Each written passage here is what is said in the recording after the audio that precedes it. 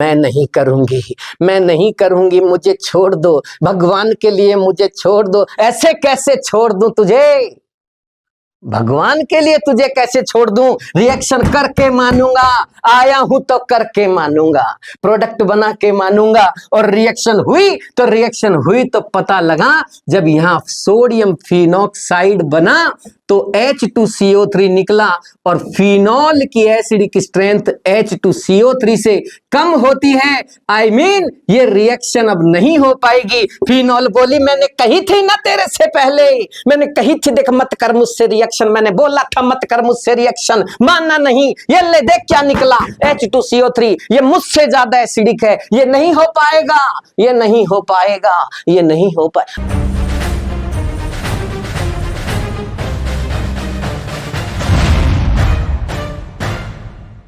Hello students, नमस्कार। कैसे हैं आप सब? आई होप बहुत अच्छे से तैयारी कर रहे होंगे, बहुत बढ़िया पढ़ रहे होंगे सारे बच्चे। सभी बच्चों की तैयारी बिल्कुल लास्ट स्टेज पे चल रही होगी, क्योंकि बहुत ही कम टाइम बचा है अब एग्जाम में। बहुत जल्दी ही नीट का एग्जाम आपके सामने आने वाला है, और बहुत जल्दी आपको आपकी मंजिल मिलने वाली है। डोंट वरी मेरे बच्चों, सभी बच्चों का सिलेक्शन होगा, चिंता ना करें। बस हिम्मत रखें, जुनून रखें, और पूरी ईमानदारी के साथ, पूरी ऑनेस्टी के साथ अपने माता पिता और अपने टीचर्स का आशीर्वाद लेके पढ़ते रहें, और आप देखिए आपको बहुत अच्छी शानदार सफलता मिलने वाली है। लेके चलता हूं मैं आपको अगले सवाल पर। आज जो मैं क्वेश्चन लेके आया उसमें आपको मैं एल्कोहल, फिनॉल और कार्बोक्सिलिक एसिड की एसिडिक नेचर के बारे में बताऊंगा। एल्कोहल, फिनॉल और कार्बोक्सिलिक एसिड तीनों की एसिडिक नेचर से क्वेश्चंस बनता है, खूब बनता है, कई बार पूछा भी गया है, और इस बार भी आने के बहुत चांस हैं। क्वेश्चन का सीधा सा तरीका है कि कुछ कंपाउंड के साथ तो एल्कोहल रिएक्शन कर लेता है, कुछ के साथ एसिडिक नेचर शो नहीं करता है, कुछ के साथ फिनॉल रिएक्शन कर लेता है, कुछ के साथ एसिडिक नेचर शो नहीं करता है, जबकि कार्बोक्सिलिक एसिड बहुत सारे कंपाउंड्स के साथ आराम से एसिडिक नेचर शो कर लेता है और सॉल्ट बना लेता है। इसी को ध्यान में रखते हुए क्वेश्चन बनाते हैं नीट वाले कुछ इस तरह से।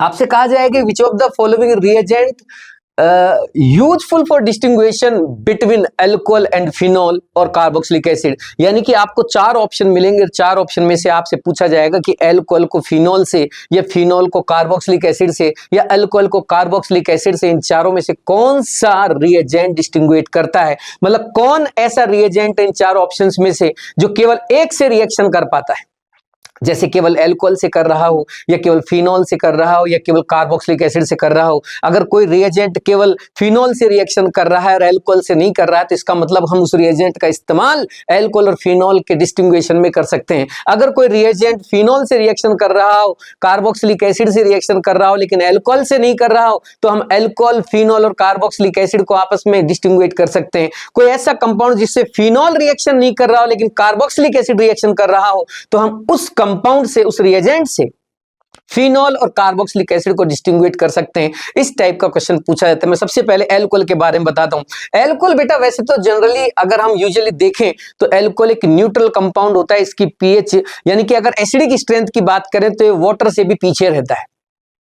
But methyl alcohol is an exception. I am say that कि मैं ये कहना चाह रहा हूं एक्चुअली कि अल्कोहल और वाटर की अगर कंपैरिजन करें तो alcohol is less acidic then water, but methyl alcohol is an exceptional case. Methyl alcohol is more acidic than water due to their Ka. Ka मतलब acid dissociation constant. Acid dissociation constant यानी practical value, experimental value को जब check किया गया तो methyl alcohol का Ka ज्यादा निकला। इस वजह से मिथाइल अल्कोहल को छोड़ के बाकी सारे अल्कोहल्स की अगर हम बात करें तो उनकी एसिडिक टेंडेंसी जो होती है वाटर से कम होती है। अल्कोहल के साथ हमने रिएक्शन कराई, अब अल्कोहल को, अब जैसे सोडियम से रिएक्शन करा रहा हूं मैं, देखते हैं होती है कि नहीं होती। अरे कोई भी कंपाउंड को किसी भी कंपाउंड के साथ रिएक्ट नहीं कराया जा सकता। आपको कोई कंपाउंड एसिड दिख जाए, कोई बेस दिख जाए, तो ये मत समझना कि एसिड और बेस दिख गए तो ये रिएक्शन हो जाएगी। जैसे कि मान लो आरओएच एक न्यूट्रल कंपाउंड है। अब मैंने आरओएच के पास सोडियम को भेजा आरओएच के पास कि भैया रिएक्शन करनी है, सॉल्ट बनाना है। आरओएच से बोला है ने कि मुझे रिएक्शन करनी है और तेरे साथ सॉल्ट बनाना है, तेरी हाइड्रोजन को रिमूव करना है, रिलीज करना है। एल्कोहल ने मना कर दिया, भैया मैं ना करूं, मैं नहीं कर सकता रिएक्शन, मैं नहीं कर सकता क्योंकि मैं तो न्यूट्रल हूं। और वैसे भी आप जानते हो बेटा sodium is an alkaline metal, और एल्कलाइन मेटल के साथ जब रिएक्शन कराएंगे आरओएच की तो इसको करनी ही पड़ेगी। वैसे तो एल्कोहल एक न्यूट्रल कंपाउंड माना जाता है, एल्कोहल की टेंडेंसी एसिडिक नहीं होती, बहुत कम एसिडिक बिहेवियर यानी कि न्यूट्रल बिहेवियर शो करता है, लेकिन सोडियम की दादागिरी के आगे पीछे पड़ गया ये सोडियम और बोला इससे कि तेरे से रिएक्शन करके रहूंगा मैं, और रिएक्शन कर डाली और H2 रिलीज कर दी मेरे बच्चों। यानी कि ऐसे तो एल्कोहल किसी के साथ एसिडिक बिहेवियर शो नहीं करता, लेकिन सोडियम के साथ इसने H2 रिलीज कर दी, यानी कि हाइड्रोजन दे दी, मतलब एसिडिक बिहेवियर दिखा दिया, 100% दिखा दिया। और इसका रीजन था सोडियम की हायर एल्कलाइन नेचर, इस वजह से ये रिएक्शन हो गई।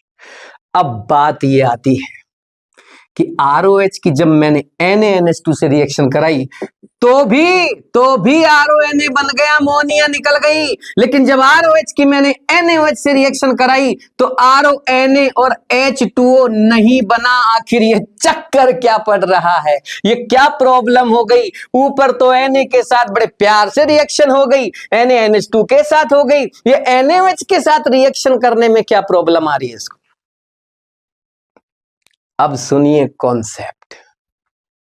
ऊपर रीजन अलग था, रीजन क्या था? जब भी कोई एसिडिक नेचर शो करने वाला कंपाउंड यानी कि एसिड किसी के साथ रिएक्शन करता है, किसी बेसिक कंपाउंड मेटल या बेस के साथ, तो रिएक्शन करने के बाद निकले हुए कंपाउंड की एसिडिक स्ट्रेंथ अल्कोहल से यानी कि रिएक्टेंट एसिड से कम होनी चाहिए। यानी कि कोई भी एसिड अपने से ज्यादा स्ट्रॉन्ग एसिड को रिलीज नहीं करा सकता। काइंड ऑफ इंफॉर्मेशन ROH और अगर H2 की एसिडिक स्ट्रेंथ की बात करें तो ROH is more acidic then H2। यहां अगर इनकी बात करें तो ROH is more acidic then NH3, लेकिन जब यहां बात हुई ROH और H2O की तो ROH is less acidic then H2O। और एल्कोहल की औकात नहीं है एल्कोहल की कि एल्कोहल अपने से ज्यादा स्ट्रॉन्ग को रिलीज करवा दे। आ रही है का समझ में? एल्कोहल की सोडियम से रिएक्शन हुई लेकिन एल्कोहल की NaOH से नहीं हो पाई। अब मैंने एल्कोहल की रिएक्शन Na2CO3 से कराई।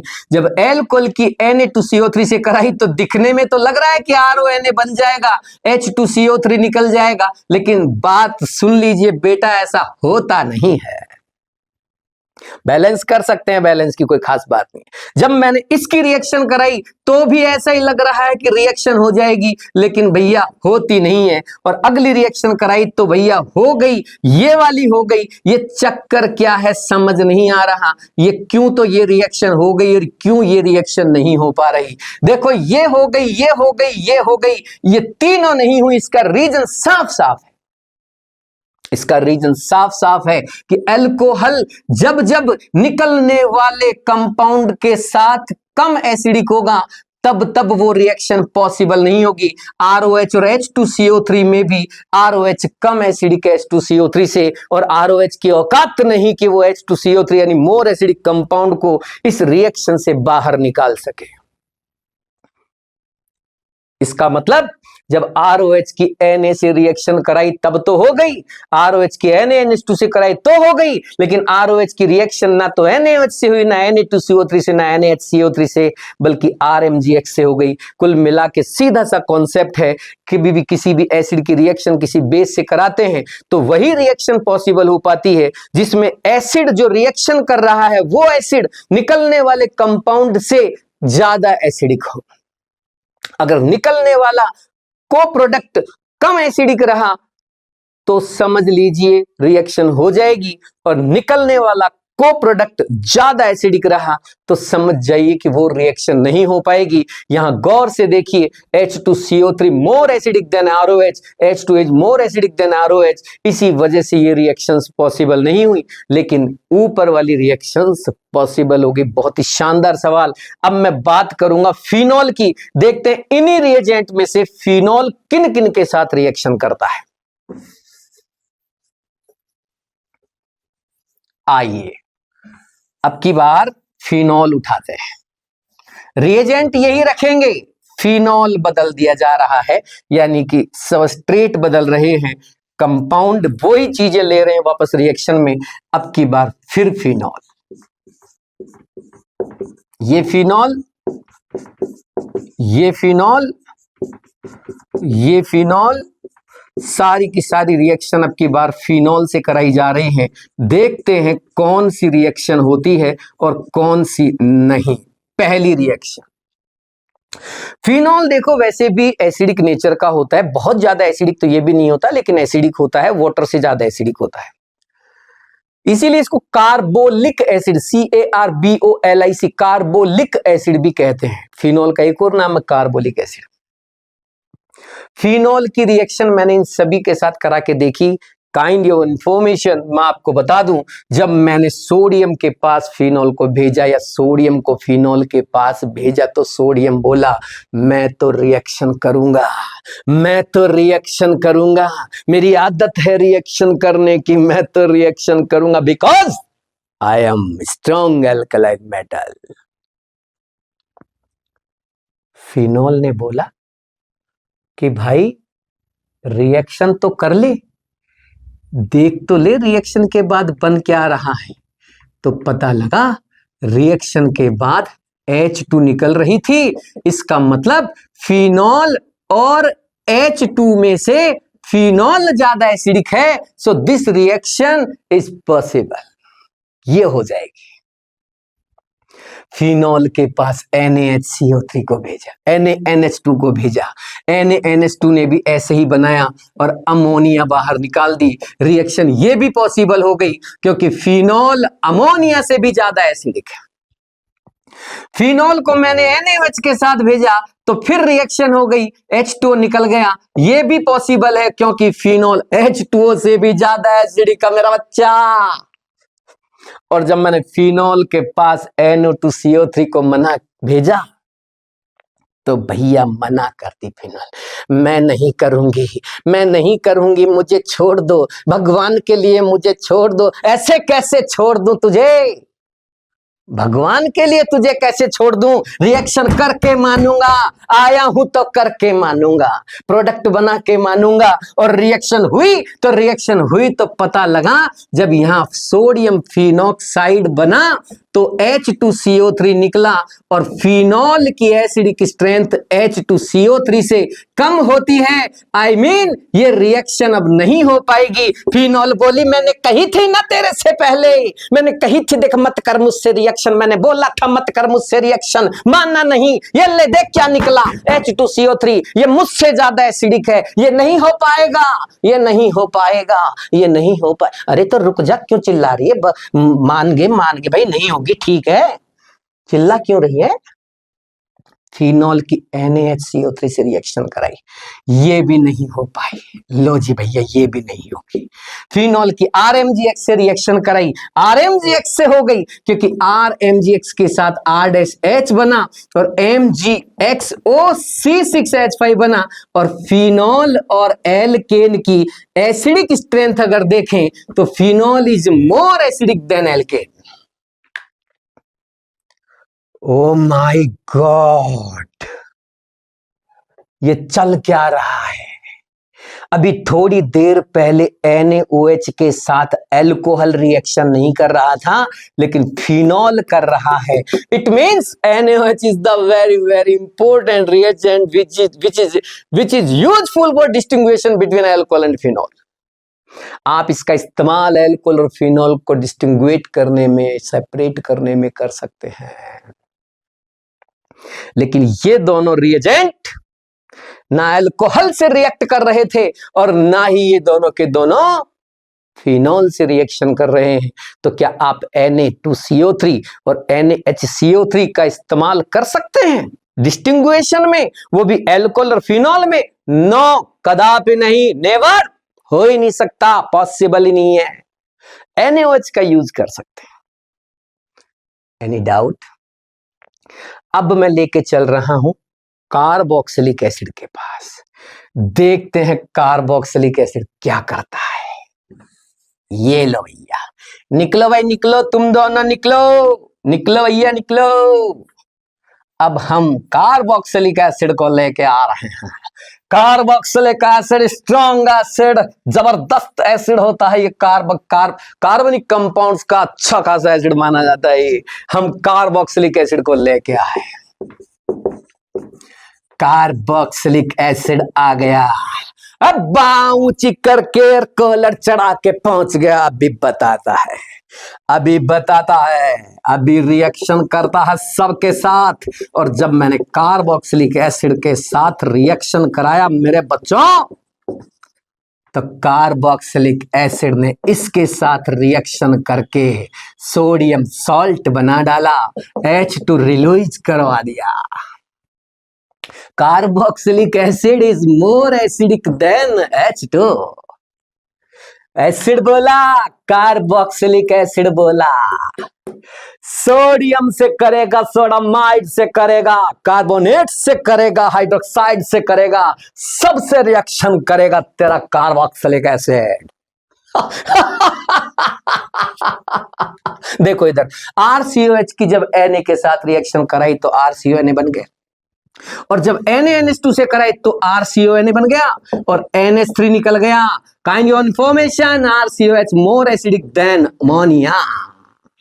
मोनिया को जानते हो ना बेटा, मोनिया को। This is Moniya, this is Moniya. Moniya is less acidic. ये तो बेसिक होती है भैया। RCOH कहां RCOH से कहां टक्कर लेगी, लात मार के निकाल देगा RCOH मोनिया को। चल निकल बाहर रिएक्शन से। अगला रिएक्शन, अगेन RCONA बना बेटा, H2O बाहर। RCOH is more acidic then H2O मेरा बच्चा।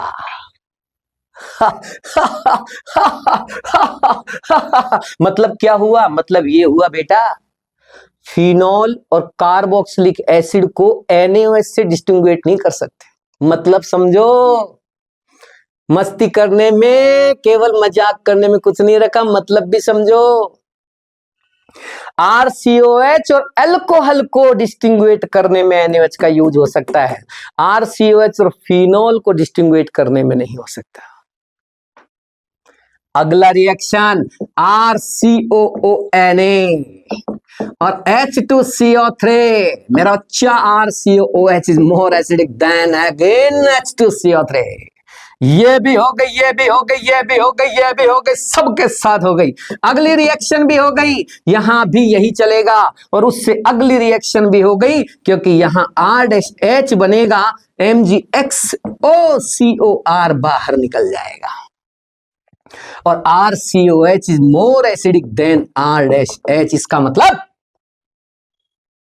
कॉन्सेप्ट समझ में आया होगा। अब ये दोनों कंपाउंड, ये दोनों रिएजेंट फिनॉल के साथ भी रिएक्ट नहीं कर पा रहे थे। ये दोनों कंपाउंड कार्बोक्सिलिक एसिड के साथ रिएक्शन कर रहे हैं। इसका मतलब फिनॉल और कार्बोक्सिलिक एसिड को डिस्टिंग्विश अगर करना चाहते हैं तो आप इनमें से किसी रिएजेंट का इस्तेमाल कर सकते हैं। क्या ग्रिग्नार्ड रिएजेंट का यूज करके आप अल्कोहल, फिनॉल और ईथर को डिस्टिंग्विश कर पाएंगे? नहीं, क्योंकि ग्रिग्नार्ड रिएजेंट तो आवारा है, ग्रिग्नार्ड रिएजेंट तो रिएक्टिव है। ग्रिग्नार्ड रिएजेंट को किसी के पास रिएक्टिव H दिखी नहीं कि बावला हुआ नहीं। इसको तो बस H से मतलब है, रिएक्टिव H दिख जाए ये सबके साथ हो लेता है। रिएक्टिव H का मतलब FON और sp हाइब्रिड कार्बन से डायरेक्ट जुड़ी H को रिएक्टिव H कहते हैं। जिसमें भी ये दिख जाएगी सबके साथ रिएक्शन कर लेगा ग्रिग्नार्ड रिएजेंट। और देखो बेटा, अल्कोहल में भी ROH यानी O पे H है, फिनॉल में भी C6H5OH यानी O पे H है, कार्बोक्सिलिक एसिड में भी RCOOH यानी O पे H है। यानी कि जिन जिन में O पे H है सबके साथ रिएक्शन कर डालेगा तेरा ये कंपाउंड ग्रिग्नार्ड रिएजेंट। ध्यान से सुन लीजिए, हाईली इंपॉर्टेंट, बहुत चांस है इस बार नीट में पूछे जाने के, इसलिए इसे हल्के में नहीं लेना, ईमानदारी से समझना, पढ़ना, इसे जो जो मैंने बोला उसको रिवाइज करना। बहुत ही शानदार पॉइंट है। इसी के साथ आगे चलते हैं अगले पॉइंट की ओर। नमस्कार।